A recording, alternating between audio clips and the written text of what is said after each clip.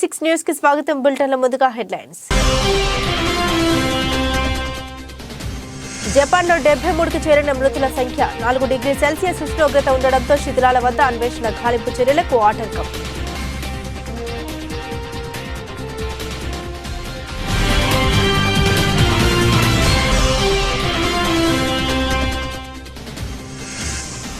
Delhi ఎయిమ్స్లోని AIIMS director కార్యాలయంలో భారీ అగ్ని ప్రమాదంలో ఎలాంటి ప్రాణ నష్టం జరగలేదని తెలిపిన అగ్నిమాపక శాఖ.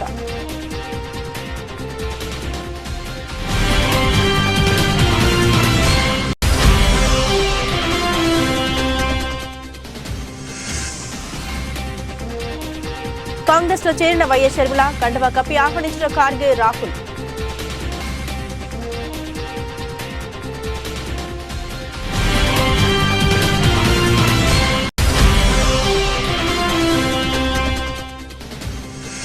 భావోద్వేగానికి లోనైన ఏపీ మంత్రి గుడివాడ.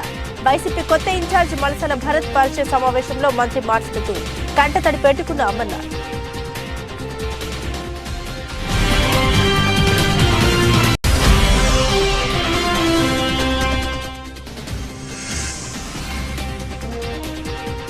కేసీఆర్ ను పరామర్శించిన జగన్, ఆహ్వానం పలికిన కేటీఆర్.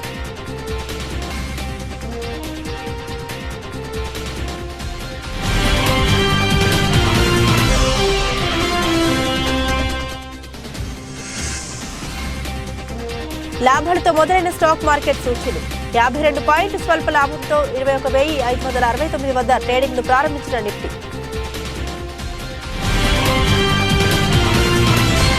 డీటెయిల్స్ చూస్తే నూతన సంవత్సరం రోజున భారీ భూకంపం బారిన పడిన జపాన్లో సహాయక చర్యలు యుద్ధ ప్రాతిపదికన కొనసాగుతున్నాయి. ఇషికావా ప్రీఫెక్చర్లో సోమవారం రిక్టర్ స్కేల్పై 7.6 తీవ్రతతో వచ్చిన భూకంపంలో ప్రాణాలు కోల్పోయిన వారి సంఖ్య బుధవారానికి 73కు పెరిగింది. భారీ వర్షాలు చంపేసే చలి కారణంగా సహాయక చర్యలకు ఆటంకం ఏర్పడుతోందని, అయినా సరే సహాయక చర్యల్ని ముమ్మరం చేసినట్టు ప్రధాని ఫూమియో కిషిదా బుధవారం తెలిపారు. సగం కూలిన భవనాల కింద ఇంకా చాలా మంది చిక్కుకొని ఉన్నారని సహాయక సిబ్బంది అంచనా వేశారు. రాత్రంతా కేవలం 4 డిగ్రీ సెల్సియస్ ఉష్ణోగ్రత ఉండడంతో చెరలో శిథిలాల వద్ద అన్వేషణ గాలింపు చర్యలకు ఆటంకం ఏర్పడింది. గాయపడ్డ 300 మందిని ఆసుపత్రిలో చికిత్సను అందిస్తున్నారు. 33,000 మందిని సహాయక శిబిరాలకు తరలించారు.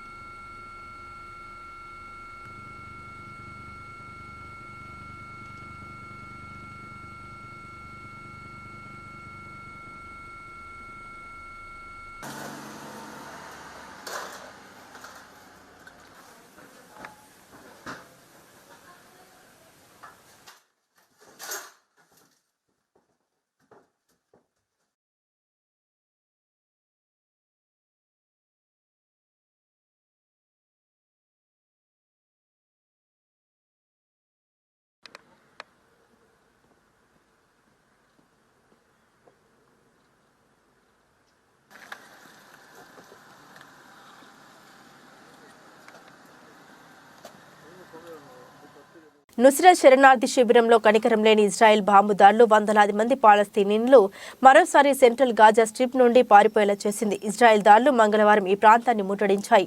నివాసితులు పారిపోవాల్సి వచ్చింది. అవసరమైన ఇంధనం లేకపోవడంతో కొందరు కాలినడకన గాడిద బండ్లపై బయలుదేరారు. రాత్రి కురిసిన భారీ వర్షంతో వీధులన్నీ బురదమయంగా మారాయి.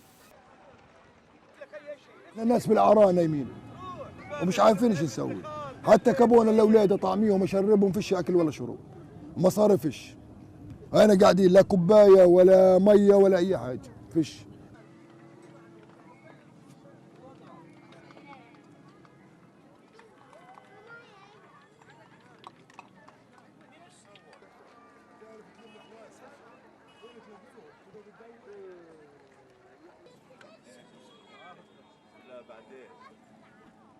بنطلب شغله واحده، يوقفوا الحرب هاي، يوقفوا معاناه الناس بأي ثمن، تقف معاناة الناس.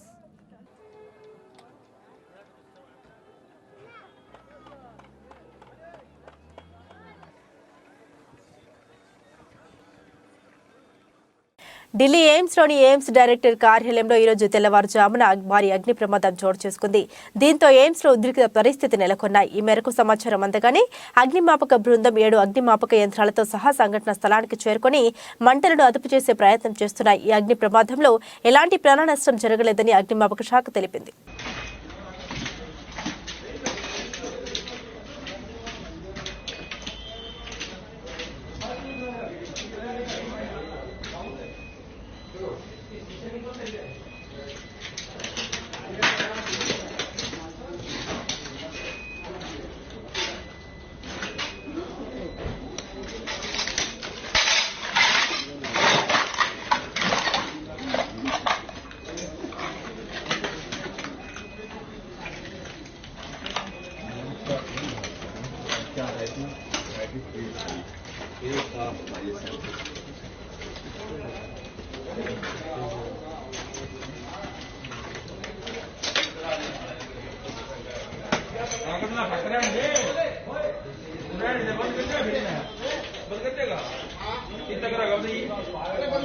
రామ మందిర విగ్రహ ప్రతిష్టాపనపై ఆర్ఎస్ఎస్ నాయకుడు ఇంద్రేష్ కుమార్ స్పందించారు. ఆయన మాట్లాడుతూ మనతో గొడవ పడడానికి, డివైడ్ చేయడానికి లేదా వివక్ష చూపే వారికి నేటి భారత్ వ్యతిరేకమని ఆర్ఎస్ఎస్ నాయకుడు ఇంద్రేష్ కుమార్ తెలిపారు. దానికి బదులుగా భారత్ ప్రస్తుతం శాంతియుతంగా ప్రగతి పథంలో కలిసి పయనించాలని కోరుకుంటోంది.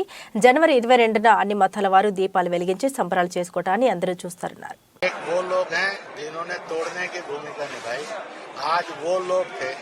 जिन्होंने उस टूटन को, नफरत को खत्म करके जोड़ने में भूमिका निभाई।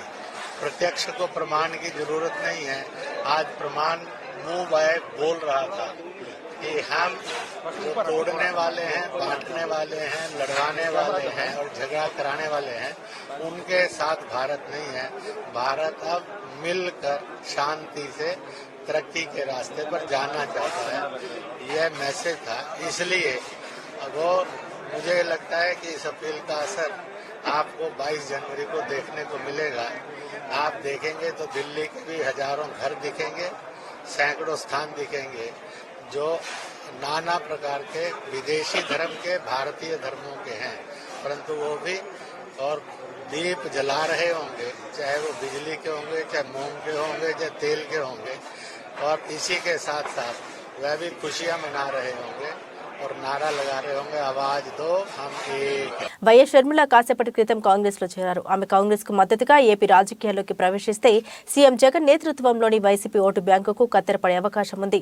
కాంగ్రెస్ నుండి వైసీపీలో చేరిన సీనియర్ నాయకులు, మంత్రులు, ఎంపీలు, ఎమ్మెల్యేలు కొందరు షర్మిల వెంట నడిచే అవకాశం ఉందని తెలుస్తోంది. వైసీపీకి ఎమ్మెల్యే పదవికి రాజీనామా చేసిన ఆర్కే షర్మిల వెంట నడుస్తానని ఇప్పటికే ప్రకటించారు.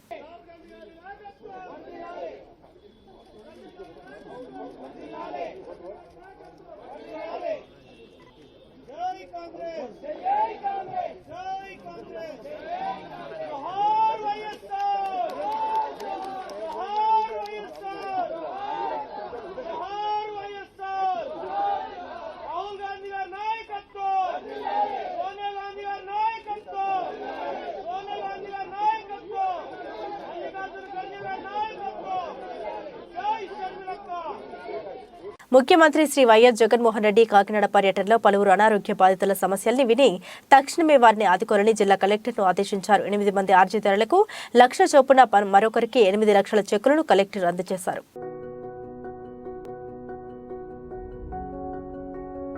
ఏపీ మంత్రి గుడివాడ అమర్నాథ్ భావోద్వేగానికి లోనయ్యారు. అనకపల్లిలో జరిగిన వైసీపీ కొత్త ఇన్ఛార్జ్ మలసల భరత్ పరిచయ సమావేశంలో మంత్రి మాట్లాడుతూ కంటతడి పెట్టుకున్నారు. నాకు రాజకీయ పునర్జన్మనిచ్చిన మీ రుణం ఎప్పటికీ మర్చిపోరని నియోజకవర్గ ప్రజలను ఉద్దేశించి ప్రసంగించారు. మిమ్మల్ని వీడి బాధతో వెళ్తున్నానంటూ ఎమోషనల్ అయ్యారు.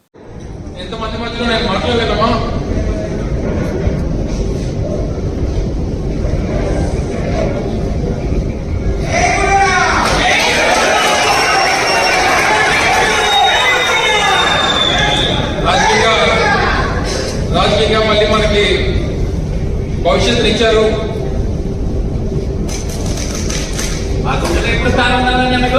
వాళ్ళని విడిచిపెట్టాలంటే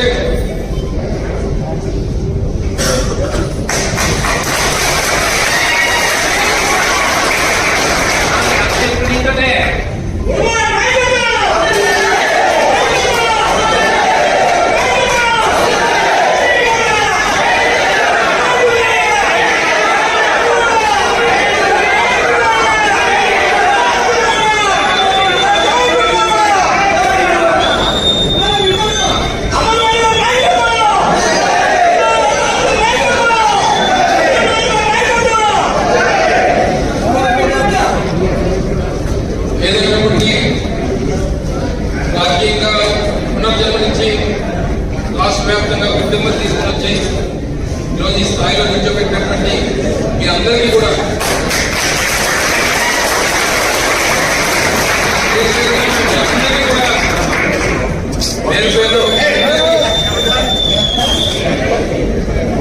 పేరు పేరు మీ అందరికీ అసలు ఆదరణ చేయాల్సినటువంటి అవసరం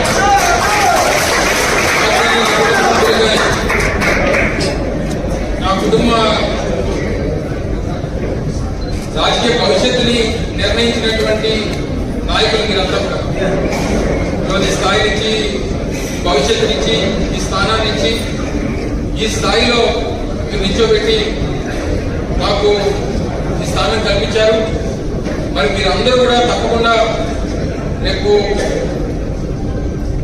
వాళ్ళను కూడా అదే రకంగా మీరు ఆదరించి స్వాగతించి గెలిపించి జగన్మోహన్ రెడ్డి గారికి కానుక ఇవ్వాల్సినటువంటి బాధ్యత మీ అందరి పైన ఉంది. ఎక్కడన్నా చిన్న చిన్న గ్రామాల్లో ఎక్కడన్నా చిన్న చిన్న ఇబ్బందులు ఉన్నా ఏది ఉన్నా సరే సర్దుకుపోయేటువంటి విధంగా అవసరమైనప్పుడు అందరూ ఖచ్చితంగా కూర్చొని నిర్ణయాలు తీసుకుందాం. ఏ రకమైనటువంటి ఇబ్బంది లేకుండా చూసుకోవాల్సినటువంటి బాధ్యత మీ అందరి మీద ఉంది. నమ్మకం నాకు పూర్తిగా ఉంది. ఎక్కడున్నా ఎలా ఉన్నా మీరు ఎప్పుడు కూడా మీ గుండెలో నేను, నా గుండెలో మీరు.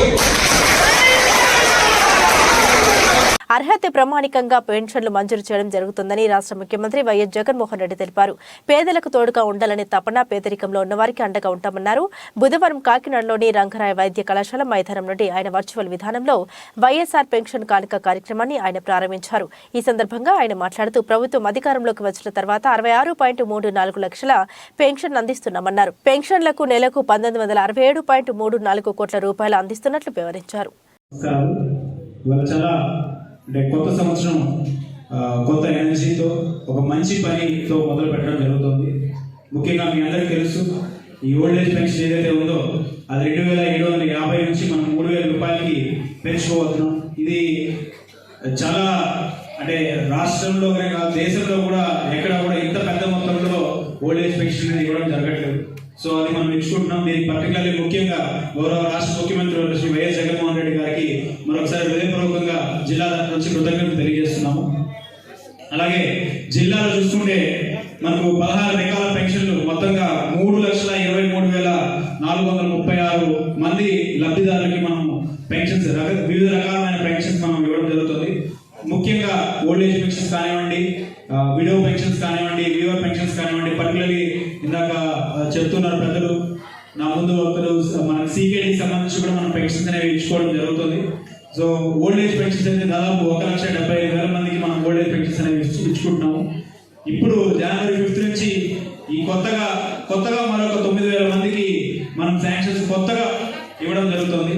సో ఓవరాల్ గా ఎక్కడ కూడా ఏ ల్యాబ్స్ కూడా లేకుండా అందరు లబ్ధిదారులకి కూడా పెన్షన్ అందించే విధంగా 1వ తారీఖున వాలంటీర్స్ అందరూ ఇలాగ పిడిగా చెప్పినట్టు వాలంటీర్స్ చేతికి వచ్చి మనకి పెన్షన్ అనేది డిస్ట్రిబ్యూట్ చేయడం జరుగుతుంది. చాలా రకాల ఇందాక చూసుకుంటే చాలా డిపిడి స్కీమ్స్ అనేవి వెళ్తూ ఉంటాయి.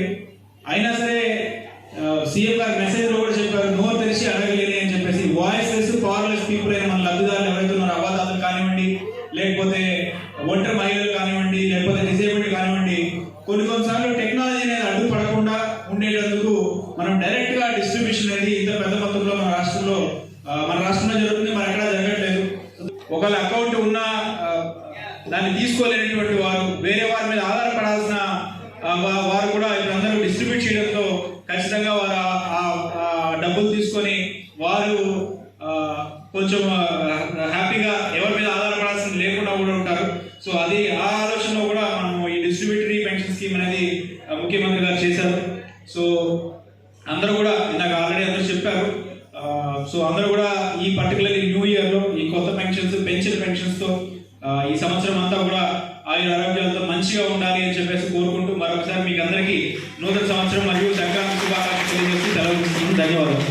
రంగారెడ్డి జిల్లా షాద్నగర్ నియోజకవర్గం కొత్తూరు మండలంలోని జేపీ దర్గా సమీపంలోని వయం తండా వద్ద హుజరాబాద్ జమ్మికుంట మున్సిపల్ అవిశ్వాసానికి సంబంధించి రగడ జరుగుతోంది. కాంగ్రెస్ బీఆర్ఎస్ పార్టీ నాయకుల నాటకీయ పరిణామాల మధ్య తీవ్ర ఉద్రిక్తత వాతావరణం నెలకొంది. ఇప్పటికే ఆయా పార్టీల కార్యకర్తలు ఘర్షణకు దిగారు. మరోవైపు కాంగ్రెస్ పార్టీకి చెందిన మాజీ జడ్పీటీసీ శ్యామ్ సుందర్ రెడ్డి, కేశంపేట ఎంపీపీ రవీందర్ యాదవ్ తమ పార్టీల తరపున మద్దతుగా సంఘటన స్థలానికి చేరుకుని వాగ్వివాదం చేసుకున్నారు. ఇరువురు నాయకులు వాదోపవాదాలు చేస్తూ ఉండడంతో తమ అనుచర నాయకులు కార్యకర్తలు రెచ్చిపోయి కొట్టుకున్నారు. స్థానికుల వివరాల ప్రకారం హుజరాబాద్ జమ్మికుంట మున్సిపాలిటీ చైర్మన్ గా ఉన్న రాజేశ్వరరావు బీఆర్ఎస్ పై ఇటీవల ఎన్నికల్లో కాంగ్రెస్ పార్టీలో చేరిన పొన్నుగంటి మల్లయ్య వర్గం అవిశ్వాస తీర్మానం పెట్టిందని, మొత్తం 30 వార్డులుగా ఉండగా ఇరువురికి 15 చొప్పున సమబలాలు ఉన్నాయని, ఇందులో ఒక వర్గం కౌన్సిలర్లను కొత్తూరు మండలం జేపీ దర్గా శివార్లోని ఓ ఫామ్ హౌస్ లో దాచినట్లు సమాచారం రావడంతో ఇరు పార్టీల నాయకులు కార్యకర్తలు ఘర్షణకు దిగి కొట్టుకున్నారు. విషయం తెలుసుకుని రంగ ప్రవేశం చేసిన పోలీసులు లాఠీ చార్జీ చేసి కాంగ్రెస్ బీఆర్ఎస్ నాయకులను కార్యకర్తలను చెదరగొట్టారు. వచ్చి వెతికి మొత్తం బండ్లు పెట్టుకొని 3 బండ్లు పెట్టుకొని ఉన్నారు. నేను పొద్దుగాలు వచ్చిన చూద్దాం, నేను షాద్నగర్ దాకా పోతే లేరు. నేను మళ్ళీ ఊరికి వెళ్ళిపోతుంటే అడ్డం అయ్యాను. ఎవరు 2 బండ్లు అవే అడ్డమైనా. ఆపి అడిగిన ఏమైంది బాబు ఎందుకు వచ్చింది మీరు రాత్రి ఎందుకు మేము ఎడుకోలేము అంటే సీసీ ఫుటేజ్ చూపించిన. ఇక్కడ చూడు మీరు రాత్రి 3 గంటలకు పోయారు కాబట్టి చెక్ చేద్దాం. ఒక నిమిషం సీసీ ఫుటేజ్ చెక్ చేయండి, మీరు 3 గంటలకు అక్కడికి పోయారు కిడ్నాప్ చేయడానికి వచ్చారు అని చెప్పిన. అంటే ఇక వాళ్ళు సైలెంట్ అయిపోయి అన్న కిడ్నాప్ చేయడానికి ఎవరు వస్తారా అన్న? చైర్మన్ వస్తాడా అన్న? చైర్మన్ అంటే వాళ్ళకు చైర్మన్ నేనేమంటా ఫుట్బాల్ గిట్ ఆడుకున్నట్టు ఆడితే ఎట్లా అన్న? దెబ్బలు కొడతారా? నువ్వు నీ సమక్షంలో జరిగింది, నీ సమక్షంలో ఏం దెబ్బలా కొట్టుడు? మొత్తం ఇంత రాత్రి 3 గంటలకి బండ్లు వచ్చినాయి అన్న. నేను బండ్ల గురించి ఇప్పుడు నా వాళ్ళు ఉంటా అంటే నేను కూడా తొలగపోనికే నేను వస్తాను.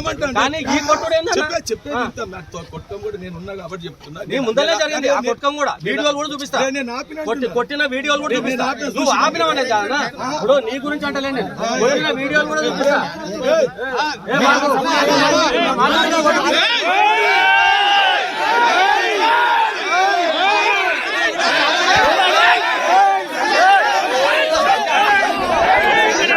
మావోలు కాబట్టి మేము వచ్చినాం, మావోలు ఇక్కడికి వచ్చింది కాబట్టి మావోలు ప్రొటెక్షన్ చేయడానికి మేము వచ్చినాం. వీడెవడు రావడానికి? వీనికి ఏం సంబంధం? దౌర్జన్యమా కాదా? వాడి అనుచరులను గ్రూపిజం తీసుకొచ్చి 100-150 మంది తీసుకొచ్చి అక్కడ ఉంటే మా నాయకుడు మా నాయకుడు శ్యామన్నకు వాళ్ళు ఎదురుపడి మళ్ళీ ఏదో శ్యామన్న కొట్టించిండు అది చేసిన. మేము మా వాళ్ళు వచ్చిందే మా వాళ్ళు రక్షణ కోసం మీరే కూడా మా కార్యకర్త మీద దాడి చేసిండ్రు. ఇది ఎక్కడ అన్యాయం? అసలు మేము సమన్వయం పాటిస్తున్నాం. ఇంకా మా ప్రభుత్వం, ఈ ప్రభుత్వాన్ని మేము కాపాడుకోవాలి, ఈ ప్రభుత్వాన్ని రక్షించుకోవాలనే బాధ్యత మా మీద ఉంది కాబట్టి సమన్వయంతో మా కార్యకర్త నాయకులు ఉండాలి. ఇది ఎక్కడ ప్రజాస్వామ్యం? ఇది ఎక్కడ అసలు? పైగా రోమర్స్ మేము ఈ రిసార్ట్స్ లో కౌన్సిలర్లను బంధించి టీఆర్ఎస్ కార్యకర్తలు కొడుతున్నామంట.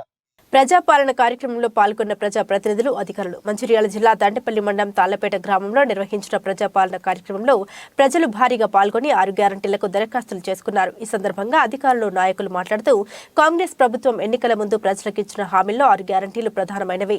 వీటి అమలుకు అర్హులైన ప్రజల నుండి దరఖాస్తులు తీసుకుని లబ్ధిదారులకు 6 గ్యారంటీలను 100 రోజుల్లో అందించడమే ప్రభుత్వ లక్ష్యమని పేర్కొన్నారు.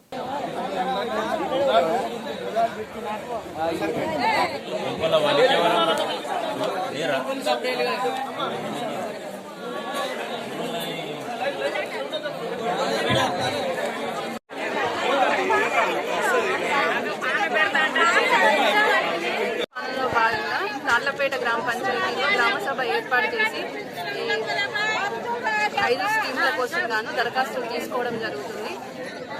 ఇది పెద్ద జీపీ కావున మేము 700 వరకు హౌస్ హోల్డ్స్ ఉన్నాయి.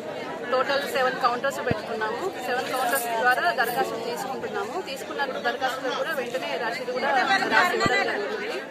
ఈరోజు ఇంకెవరైనా ఇబ్బంది లేని వాళ్ళు ఉంటే 6th వరకు కూడా అవకాశం ఉంటుంది. ఇంకా మిగిలిపోయిన వాళ్ళు కూడా 6వ డేట్ వరకు కూడా అప్లై చేసుకోవచ్చు. రెండవది 10 లక్షల రాజీవ్ ఆరోగ్య పథకంను అమలు చేయడం జరిగింది. అలాగే మహిళలకు ఇంకా మిగతా అవసరాలైన గృహజ్యోతి పథకం, రైతు భరోసా, చేయూత పథకం, ఇందిరమ్మ ఇల్లు, వీటి దరఖాస్తు కోసం ప్రజలు ఇబ్బంది పడకుండా ఎవరి గ్రామంలో వాళ్ళే ప్రజల వద్దకే పాలన అనే కార్యక్రమం ద్వారా ఎవరి గ్రామ పంచాయతీలు వారే అప్లికేషన్ పెట్టుకునే విధంగా హామీ అందరికీ చెప్పడం జరిగింది. అదే విధంగా ప్రతి గ్రామంలో అందరూ దరఖాస్తులు స్వీకరించేలా అధికారులు అందరూ సహకరించడం జరుగుతుంది. ఖమ్మం పట్టణంలోని రాష్ట్ర బీజేపీ కార్యవర్గ సభ్యుడు ఈవీ రమేష్ ఆధ్వర్యంలో బీజేపీ రాష్ట్ర పార్లమెంటు క్యాంపు కార్యాలయం ఏర్పాటు చేయడం జరిగింది. అనంతరం ఈవీ రమేష్ మాట్లాడుతూ త్వరలో జరగబోయే పార్లమెంటు ఎన్నికల్లో ఖమ్మం బీజేపీ పార్లమెంటు అభ్యర్థిగా తాను టికెట్ ఆశిస్తున్నానని, బీజేపీ పార్టీలో తాను 2013 నుండి పార్టీ ఆదేశాలకు అనుగుణంగా పనిచేస్తూ ఉన్నానని, బండి సంజయ్ పాదయాత్రలో రూట్ మ్యాప్ ఇన్ఛార్జిగా పనిచేశారని, పార్టీ ఆదేశిస్తే ఈసారి ఎంపీ అభ్యర్థిగా పోటీ చేస్తారని, దేశం మొత్తం నరేంద్ర మోడీ నాయకత్వాన్ని బలపరుస్తూ 3వసారి ప్రధానమంత్రిని చేయడానికి సిద్ధంగా ఉన్నారని తెలిపారు. ఈ కార్యక్రమంలో బీజేపీ జిల్లా నాయకులు అంజయ్య, ఆకుల నాగేశ్వరరావు, శ్రీనివాస్, నరేంద్రబాబు, రవీందర్, కొల్లిపాక శ్రీదేవి, మందా సరస్వతి, ప్రసాద్, కిషన్ రెడ్డి, జ్వాల నరసింహారావు తదితరులు పాల్గొన్నారు. సంబంధించినటువంటి అన్ని నియోజకవర్గ అన్ని గ్రామాల్లో కూడా ఆల్రెడీ నా ప్రచారం నడుస్తూ ఉన్నది. నేను అందరినీ కలవటం, ఈ యొక్క భారతీయ జనతా పార్టీకి సపోర్ట్ చేయమంటాం కూడా జరుగుతూ ఉంది. ఈరోజు కేంద్రంలో నరేంద్ర మోడీ గారు అధికారంలోకి మళ్ళీ మూడోసారి రావాలనే ఉద్దేశంతో అందరూ కూడా ప్రతి ఒక్కరి మధ్యలో కూడా మోడీ గారు మళ్ళీ అధికారంలోకి వస్తే ఈ రాష్ట్రం దేశం సురక్షితంగా ఉంటుంది అని అందరి ఆలోచన ఉంది. అందుకే మీరు చూసారో లేదో నేను ప్రతి చోట కూడా నా వాల్ రైటింగ్స్ కానీ అన్ని చోట్ల కూడా ఒకటే నినాదం, మరోసారి మోదీ సర్కార్. ఒకటే నినాదం, మరోసారి మోదీ సర్కార్. దాంట్లో మా భాగస్వామ్యం కూడా ఉండాలి అనేది మా యొక్క ఉద్దేశం. Thank you sir. భారీ భూకంపాలు, సునామీతో జపాన్ ప్రజలు క్షణక్షణం భయంతో జీవిస్తున్నారు. ఎప్పుడు ఏమవుతుందోననే ఆందోళనతో ఉన్నారు. ఈ సమయంలో ఆ దేశంలో వాజిమా సిటీలో మంగళవారం భారీగా కొండ చర్యలు విరిగిపడ్డాయి. పలు ఇళ్లు ధ్వంసమయ్యాయి. కొన్ని ఇళ్లు కొండ చర్యల ధాటికి కొట్టుకుపోయాయి. చాలా మంది ఇళ్ల నుండి బయటికి పరుగులు పెట్టి ప్రాణాలు కాపాడుకున్నారు. దీనికి సంబంధించిన వీడియో సోషల్ మీడియాలో వైరల్ అవుతుంది.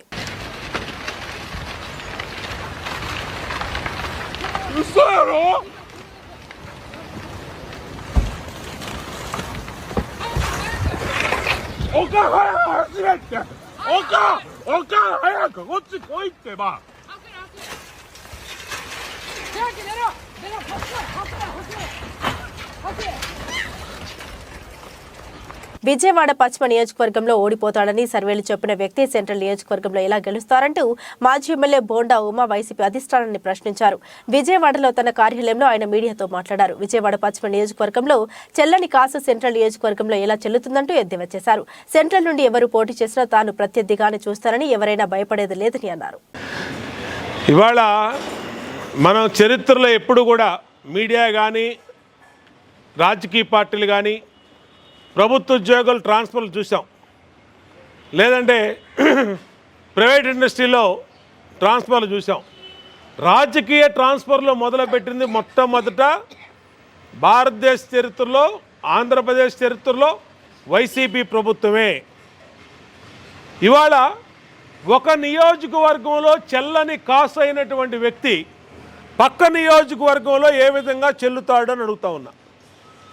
ఇవాళ పశ్చిమ నియోజకవర్గంలో ఒక ఎమ్మెల్యేని అక్కడ ప్రజలు తిరస్కరించారు.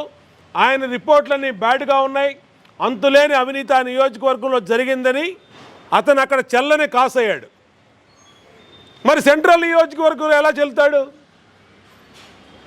ఇవాళ రాష్ట్రంలో ఇష్టాసారంగా ఎస్సీలని బీసీలని ఇష్టాసారంగా మారుస్తూ ఉన్నాడు. సీఎం సొంత నియోజకవర్గం తాడేపల్లి నియోజకవర్గం, తాడేపల్లిలో సీఎం ఉండే ఇల్లు మంగళగిరి నియోజకవర్గం. మంగళగిరి ఎమ్మెల్యేనే నీకో నమస్కారం, నీ పార్టీకో నమస్కారం బాబు, నీ పదవికో నమస్కారం అని ఎమ్మెల్యే పదవికి పార్టీకి రాజీనామా చేసి దండం పెట్టి వెళ్ళిపోయాడంటే ఏ విధంగా ఈ రాష్ట్రంలో పరిస్థితులు, వైసీపీ పరిస్థితి ఏ విధంగా ఉందో అర్థమవుతూ ఉంది. అంటే మునిగిపోయే నావా ప్రతి ఒక్కళ్ళకి తెలిసిపోయింది. ఆ నావలో ఉన్నవాళ్ళు అందరూ కూడా బయటకు వచ్చేస్తూ ఉన్నారు. ఎవరన్నా కాస్తో కూస్తో భయంతోనో లేదంటే ఇంకొక దీంతోనో ఉంటే వాళ్ళు కూడా పోతారు. చెల్లని కాసు అయినటువంటి ఒక ఊరిలో చెల్లని కాసు రెండో ఊరిలో చెల్లదు. ఇది ఎక్కడైనా చెల్లని కాసు చెల్లని కాసు. హైదరాబాద్ బంజారా హిల్స్ లోని బీఆర్ఎస్ అధినేత కేసీఆర్ ఇంటికి గురువారం ఏపీ సీఎం జగన్ చేరుకున్నారు. ఇంటి వద్ద జగన్ కు కేటీఆర్, తలసాని శ్రీనివాస్ యాదవ్, మహమ్మద్ అలీ, కౌశిక్ రెడ్డి స్వాగతం పలికారు. ఫామ్ హౌస్ లో కింద పడిన కేసీఆర్ ను జగన్ పరామర్శించారు. ఆయన ఆరోగ్య పరిస్థితిని అడిగి తెలుసుకున్నారు. త్వరగా కోలుకోవాలని ఆకాంక్షించారు జగన్. కేసీఆర్ ఇంటి వద్దే జగన్ భోజనం చేసి అనంతరం తాడేపల్లికి వెళ్తారని తెలుస్తోంది.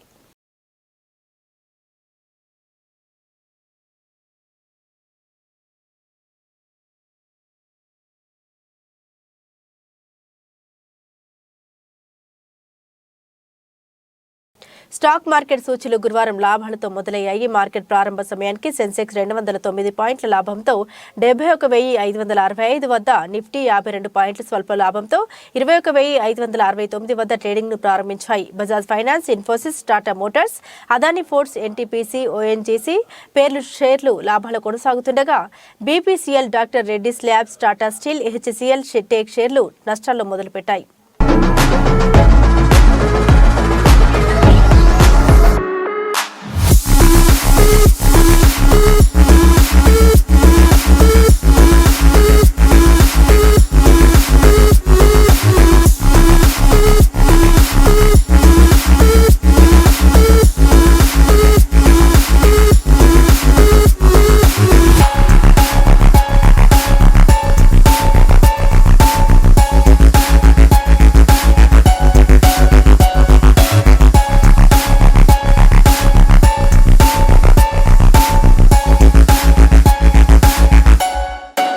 బులెటిన్ ముగించే ముందు హెడ్లైన్స్ మరోసారి. జపాన్లో 73కి చేరిన మృతుల సంఖ్య. 4 డిగ్రీ సెల్సియస్ ఉష్ణోగ్రత ఉండడంతో శిథిలాల వద్ద అన్వేషణ గాలింపు చర్యలకు ఆటంకం.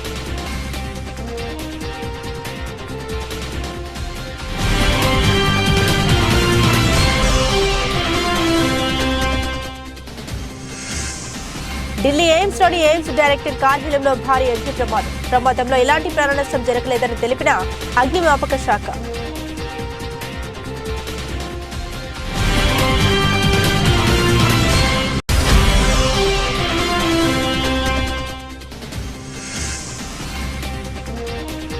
కాంగ్రెస్ లో చేరిన వైఎస్ షర్మిల కండువా కప్పి ఆహ్వానించిన ఖార్గే, రాహుల్.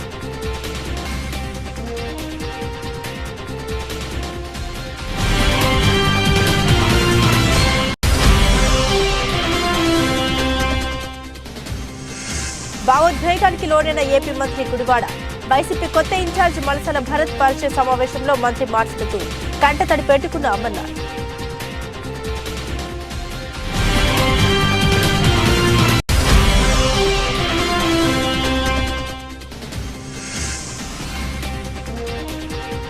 కేసీఆర్ ను పరామర్శించిన జగన్, ఆహ్వానం పలికిన కేటీఆర్.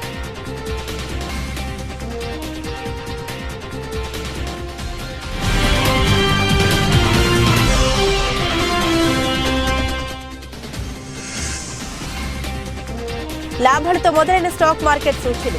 52 పాయింట్ స్వల్ప లాభంతో 21,569 వద్ద ట్రేడింగ్ ను ప్రారంభించిన నిఫ్టీ. ఇవి బులెటిన్లోని విశేషాలు. తిరిగి మరో బులెటిన్తో మళ్ళీ కలుసుకుందాం. సెలవు.